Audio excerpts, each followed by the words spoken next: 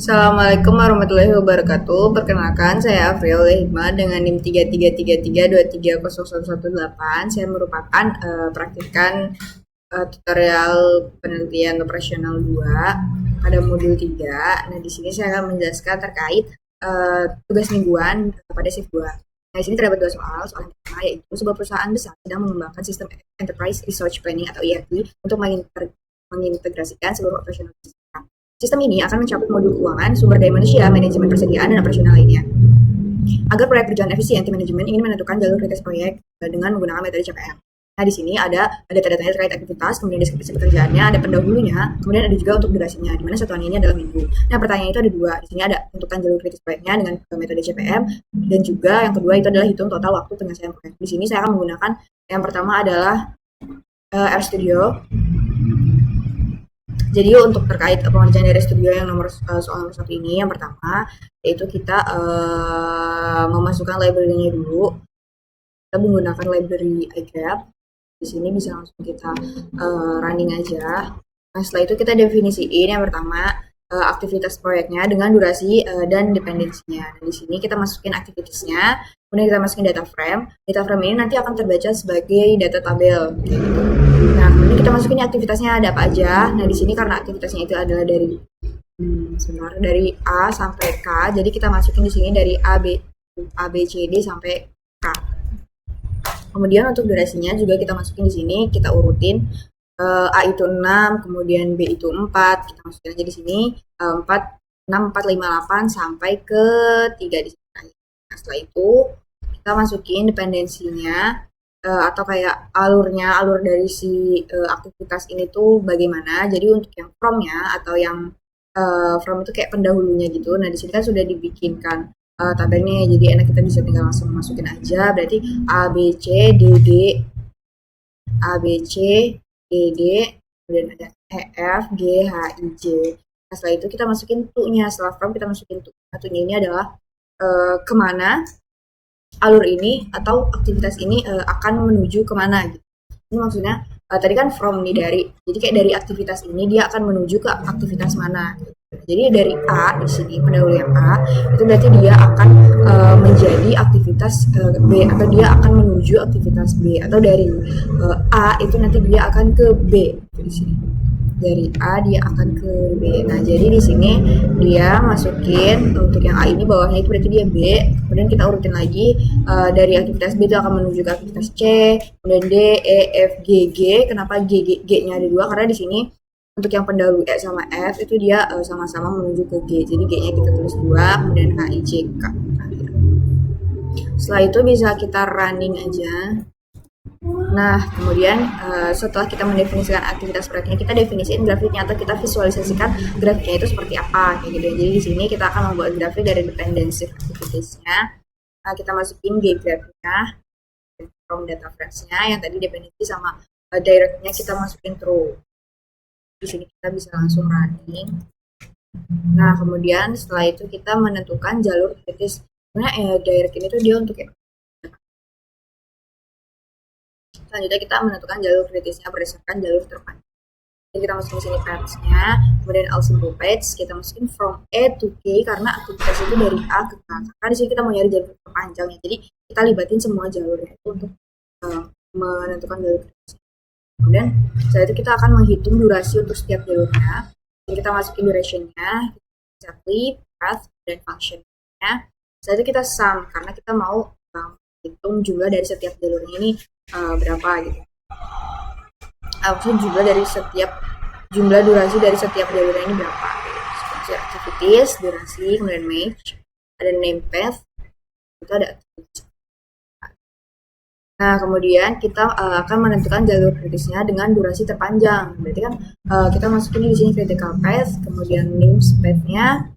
Setelah itu kita masukin nih karena dia jalur dengan durasi terpanjang, berarti di sini kita masukinnya which max duration. Nah, setelah itu kita masukin juga total duration-nya yaitu max duration. Waktu panjang. Setelah itu kita akan menampilkan grafik jalur kritisnya.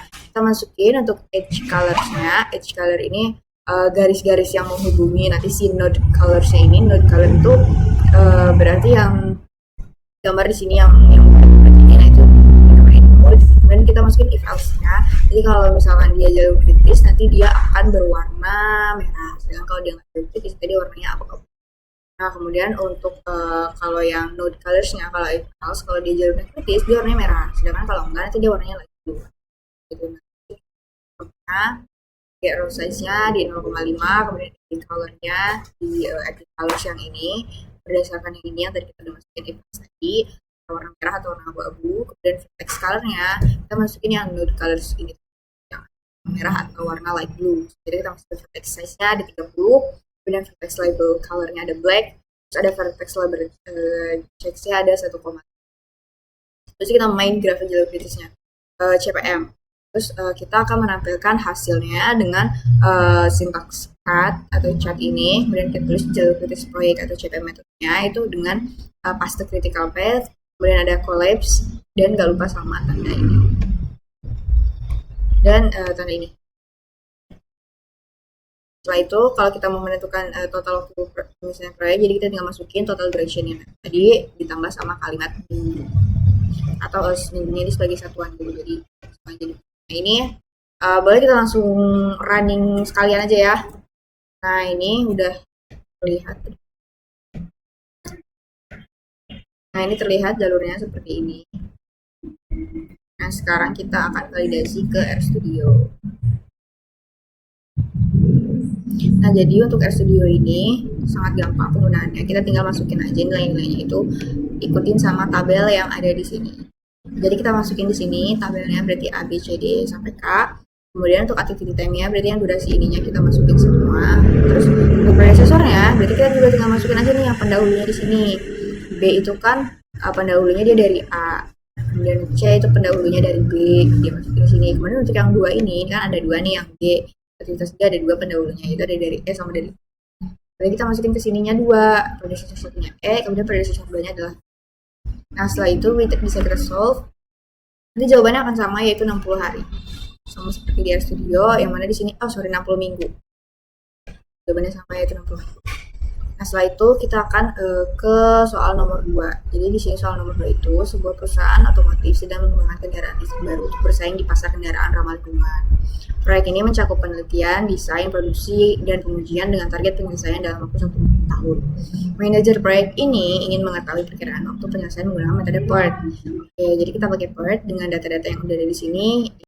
Data-data yang ada di tabel yaitu ada aktivitas, ada deskripsi pekerjaan, ada pendahulu, ada optimis, ada paling mungkin, ada pesimis. Nah setelah itu pertanyaannya adalah ada dua. Yang pertama, tentukan jalur kritis proyek ini menggunakan metode PERT. Sama yang kedua itu adalah hitung perkiraan waktu proyek menggunakan metode PERT.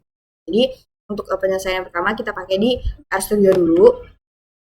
Nah jadi di sini kita masukin sama kayak yang hampir sama kayak yang tadi, cuma bedanya di sini untuk masukin activitiesnya, data frame-nya itu kita ada banyak, karena kan kalau yang tadi dia cuma ada di durasinya doang kan, paling pendahulunya. Sedangkan kalau di sini dia ada optimis, ada nilai paling mungkin, ada pesimis juga. Jadi di sini kita masukin semua, kita masukin aktivitasnya yaitu dari A sampai L tadi, kita masukin di sini A sampai L, sini. Terus untuk optimisnya juga kita masukin semua dari yang atas, dari sini dari 20 kita masukin semua ini. Kemudian untuk yang paling mungkin juga sama, pesimis juga sama. Nah lalu untuk menghitung waktu ekspektasi menggunakan rumus PERT-nya ini ada di rumusnya, itu ada di sini. Nah ini untuk menentukan perkiraan waktu ekspektasi atau ekspektasi menggunakan durasinya, itu kita pakai waktu ini, TE-nya sama dengan A plus 4M plus B6, dimana A ini adalah waktu paling optimis. Nah jadi di sini kita masukinnya activities optimis. Nah di sini optimis plus 4 dikali, ini ada tanda bintang itu artinya perkalian, dikali dengan aktivitas yang paling mungkin. Nah di sini M itu adalah waktu normal, sorry. Jadi waktu normal itu bisa dikatakan juga waktu paling mungkinnya.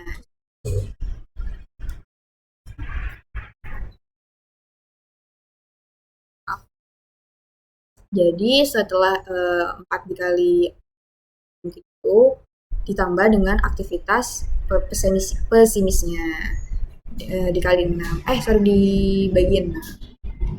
Oke.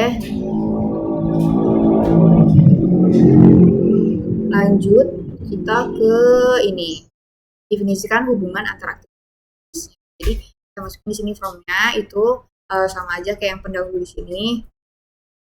Ada A, ada B, ada C, kemudian A, D, E, B, F, G, H, sampai K. Kemudian untuk to-nya itu berarti kita definisikan lagi satu dari yang A sih. Di sini kan kalau pendahulunya A berarti dia menuju C ya kan, menuju C. Nah setelah itu dari B yang ini, B sama C ini dia menuju D. Nah setelah itu dari A ini dia menuju E. Dan begitu seterusnya. Setelah itu kita akan membuat grafik proyeknya. Grafik proyek ini kita visualisasikan dengan menuliskan sintaks D, kemudian grab from data frames, yang tadi di sini data frames yang udah kita masukin ya kan. Nah kemudian kita masukin juga x directnya. Setelah itu kita akan menentukan jalur dari awal ke akhir. Jadi untuk kita menentukan jalurnya ini kayak gimana sih gitu kan. Kita masukin nih yang seperti ini, kemudian formnya itu dari A to, karena aktivitasnya dari A ke B. Jadi semua jalur kita masukin, kemudian modenya sama dengan awal. Jadi kayak semuanya itu kita masukin gitu. Nah, setelah itu kita menghitung durasi untuk setiap jalurnya. Nah ini rumusnya sama kayak yang tadi, yang nomor 1 kita masukin durationnya, kita masukin circuit, kemudian path, and function path. Setelah itu kita masukin sum, karena kita mau menghitung jumlah durasi di setiap jalur kan, jadi kita akan membutuhkan penjumlahan dari durasi setiap jalurnya ini berapa gitu, durasi tiap-tiap jalur gitu kan. Kita masukin di sini, kemudian kita akan menentukan jalur kritis dengan durasi terpanjang. Jadi hampir sama kayak tadi, di sini masih which max duration karena durasi terpanjang. Setelah itu kita menampilkan grafik jalur kritis. Edge colors-nya, if else, kalau misalkan dia jalur kritis, dia akan berwarna merah. Sedangkan kalau bukan, dia warnanya abu-abu. Setelah itu, kalau untuk yang node colors-nya, if else-nya berarti kalau dia beneran jalur kritis, dia akan warna merah. Sedangkan kalau bukan, dia warnanya akan biru. Nah setelah itu kita masukin plotnya di sini.